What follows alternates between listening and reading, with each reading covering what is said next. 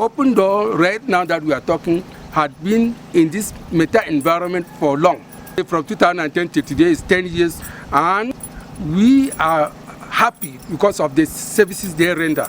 We have been struggling to educate people so that if the community of Meta or Guneku as a whole would take care and see what Open Door is all about, I'm sure that in the near future we will have Open Door in Meta as we have Sichong in Bansa land.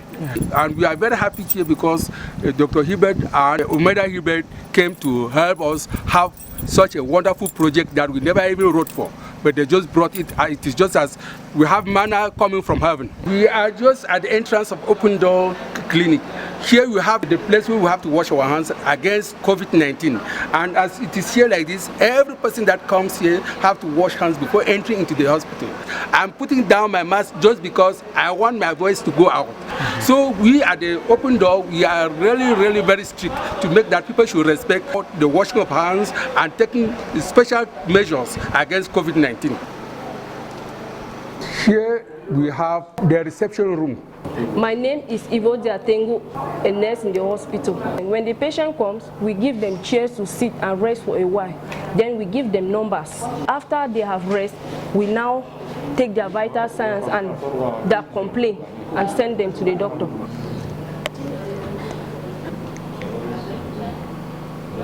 After the reception room, we are here now seeing patients who are supposed to go and see the doctor for consultation. Here for 3 days. I'm feeling better. I had fever, I had headache, but now I'm recovering. And it means the services that they render here are good? No, very good, very good. There's phobia. They hook me. But I bend down to that. My name is Bernard Tangwa. Currently, I'm the doctor in charge of Open Door for the moment. I'm Meta, son of the soil. At Open Door here, we have many services that we render to the people. General consultation, antenatal, surgeries, pharmacy, and also we are carrying out a free hypertensive and diabetic campaign. We have initiated this campaign every first Thursday of every month. So we are just like pleading to the Meta community that we should really hold in this place with care, because right now you can see the place is still under construction. What major health challenges are faced by the population of this health area? We have malaria, typhoid, with hypertension and diabetes. As a lone medical doctor, how are you coping with the workload? We are just struggling, but I have some colleagues. They usually come when the workload is too much. You've been existing for several years and you said you just reopened about 3 months ago. What happened before you had to shut down? Yeah, due to the crisis. When the crisis started like that and it was too much, we have to shut down due to security reasons. So we shut down for some months and we had to open again in August.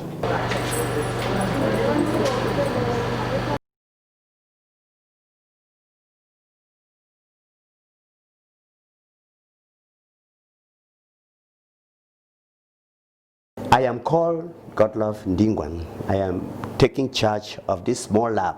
When patients come, they sit here, and we have a very big register where we write the names of the patients who come for the various tests every day.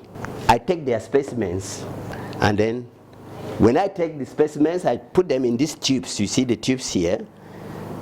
Then if I'm doing centrifuging, this is the centrifuge machine, which is separating the blood serum from the plasma. You can see the centrifuge rotating. I can rotate some of the specimens for, let us say, 5 minutes or 10 minutes, then I stop it. Then I remove the blood and do my tests. I do without tests for typhoid fever. The antigen of that test is mostly placed in the refrigerator, which can maintain a temperature of 0 to 4 degrees centigrade. Then, plus other tests, not only that one, even blood group test sera, you see, there are many there. So, we do the test before I send the results to the doctor. Here is the microscope, whereby I do microscopy work. I can do stool specimens, I can do malaria specimen which is stained, and then I can do urinalysis, urine sediment, which when you centrifuge, you do the sedimentation under the microscope and then you write your diagnosis.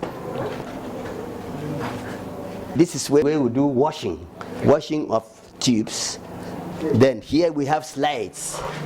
Here we have a lot of reagents which have been bought, ready for use. We do syphilis test. These are its reagents. We do hepatitis A and hepatitis B. We do pregnancy tests. We do H. pylori. This is just microscopes which have been sent to us voluntarily by the fund of Guneku, who is working in Europe. So he has sent to us 2 diagnostic microscopes. One is in the cupboard, one is here, but this one has been bought by Dr. Hebert and the wife. Okay. Any major challenge that you face here in this your lab? Well, the major challenge that I face is just staffing. Formerly, I was working alone, but I'm happy that today they've sent to me one auxiliary staff who will help me. But she's not yet trained. I will be training her as time goes on. If it was trained staff, I will now divide the job. The one who is doing specimen collection, the one who is doing diagnosis, the one who is doing writing on the table before sending the results to the doctor. There must be at least 3 good staffs in this particular lab. I'm Mrs. Ndingwan Sabina. I'm a retired nurse. We're here in the cupboard. We have labeled the drugs alphabetically. So we keep the drugs here, and then when the patients come, we just take them there and dispense. This other side too, most of the drugs too, they are there. Drugs for which type of ailments? Malaria, hypertension, diabetes, rheumatism, most of the diseases, we have the drugs here. Health institutions as such in the remote areas, there may be some goodwill persons who may want to assist with some provision of drugs. Which one will you recommend as basic need? We think drugs for hypertensive patients, since they are on regular check every month, if they give us drugs for hypertension, we'll be grateful. Drugs for malaria, we'll be grateful. Drugs for diabetes, we'll be grateful. And even vitamins for elderly people, we'll be grateful.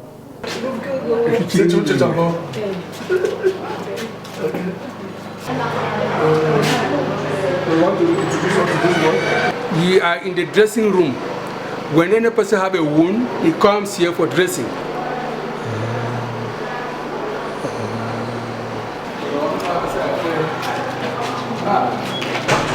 Where are we? We are in the delivery room. This delivery room, as you see like that, when a woman comes here, she will deliver on this bed behind you, and then she will rest here for some time, having power before going out. Here in this delivery room, we see what is inside. For example, where we can put other things, or the things, elementary things that we use on the person. That's how we have this room. About how many women pass here to put to birth? For these 3 months that we have been existing, we have about 9 women that have already delivered here. Safely? Safely, without any problem. Okay. And among this number of people, we have about 4 or 5 boys. And the first one that came out from here was a boy. Okay. We gave the name John Heber. That's the name of the founder of this place. Mm-hmm. And if there are complicated births, you also handle such situations? We have to refer them. All right. We refer them either to Baby or to Bamenda. Okay, here we are going into the theater. Here we have the operation room. As the theater is there like this, actually it is a very large theater. We still have a lot of things that we have to do in this house. So now the theater is there. This is where every person who have a complicated case that we have to operate, they come to this hall for operations. And here in this hall, we have a lot of machines. We have so many types of machines here. Since I am not a medical practitioner, so I will not know the names of all these equipment. But actually, we see that the equipments are there, that we can do something better for the life of our people. We have been operating patients here since we started 3 months ago. So the number of patients I think we have operated here, they are almost going about 7, 8 since we started this 3 months ago, and all of them were operated safely with no complications. We had cases of hernia, and we had cases of appendicitis, and then so many other ones that I cannot really explain because I'm not a medical personnel. And as for this incubator, the incubator is for young babies that are premature. I actually came to console and also to pray for the patients before they can be treated. Really, I'm very happy with the turnout, and even the workers. They are really doing their job. Just the way they interact with the patients is already part of their healing. What were you diagnosed of? They said I have short sight. Short eyesight? Yeah, something like that. So I've been advised to pay for glasses that they will provide for me, that I can see far and even nearer, so that I should not stress myself.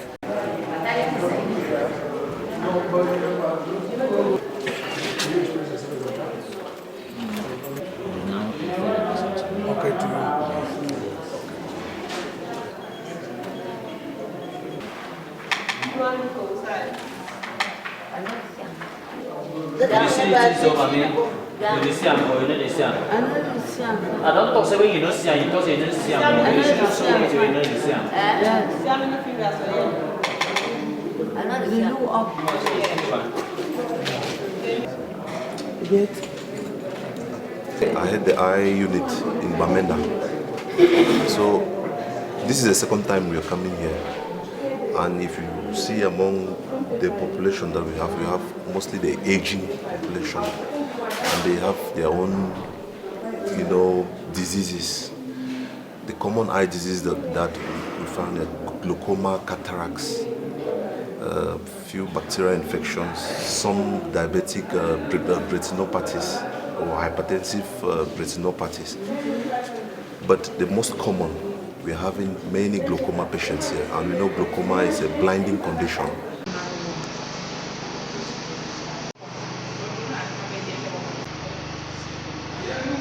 Now we with the clean places, tidy all the yards.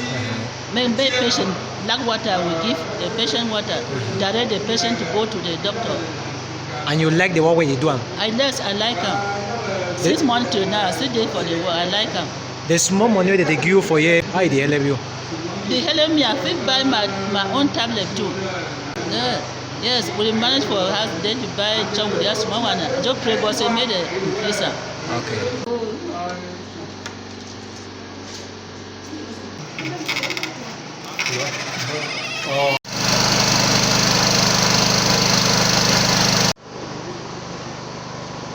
Here is the mayor ward, the final mayor ward when things will be okay. As it is not yet completed, we are using it as a conference room.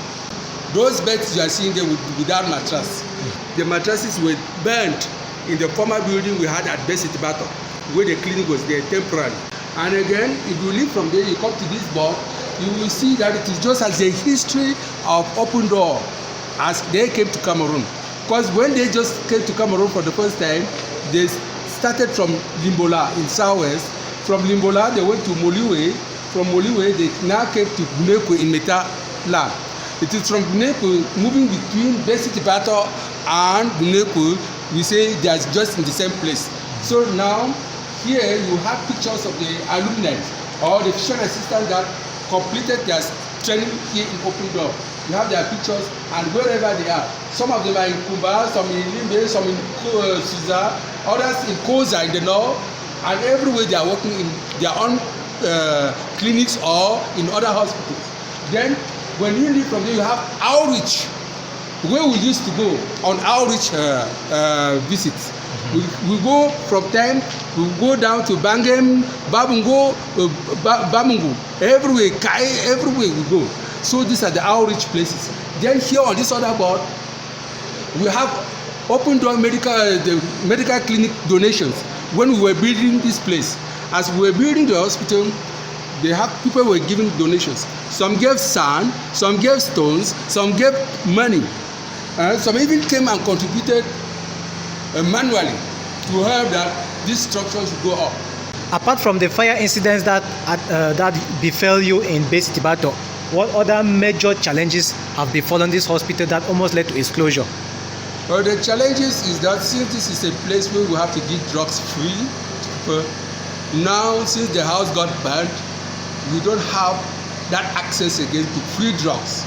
But what we have now is that this hospital, from the beginning, we were supposed to give free drugs, but we have to pay a small amount of money for extraordinary cases. For example, the lab fees, the X-ray fees, the operation fee, all those things are things that we have to pay some money so that it can sustain this place. To pay some money so that we can be able to take care of the equipment that we use to do all those things. So when people say free, it is not totally free. It is that we take money from these places so that we can do something. Then we help the patients to pay just a minimum amount of money so that we can see how we can sustain the whole place. We learned there was a time the hospital was attacked by unidentified individuals and material, financial and hospital equipment carried away. That was just at the time of the crisis. Some of these so-called, we know them, they came here, they needed drugs, but they were unable to have drugs. What they did was they have to force open the doors of the hospital. As they force open the doors of the hospital, they carried some cash away, they carried some equipment from the hospital, they took away all the drugs that we had, and they took away some wheelchairs and so many other things we carried away.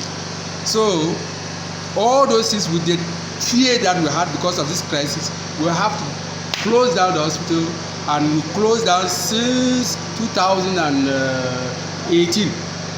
We are now only opening it 2-3 months ago because of the fund of Guneku that saw that we cannot leave a structure like this one empty. You have to use it. So he contributed so well that we are now seeing ourselves working again in open doors again. Okay. And you are called to the Meta people and all those who are watching. I'm appealing to the Meta people that this is a project that belongs to us. It is a community project. It is not a project that we have to go and we have to work money from there. This is a community project. And this community project was initiated by Dr. John and Omeda Gilbert from America. So it is for us now to do our best to make them understand that we really deserve this place.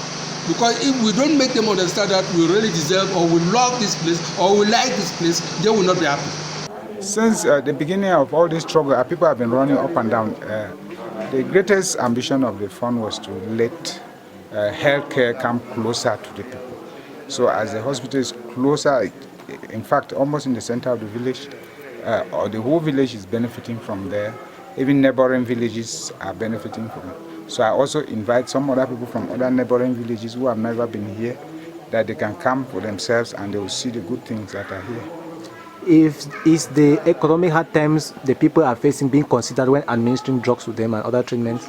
Very, very normal, very, very normal. At this moment, you know, health is life, and we make it in such a way that the experts who are working, they work in collaboration with the patient and the patient's family. So much so that at times, if you don't have all the money to pay, they can treat you, you get well, you get back, and then you come to pay later.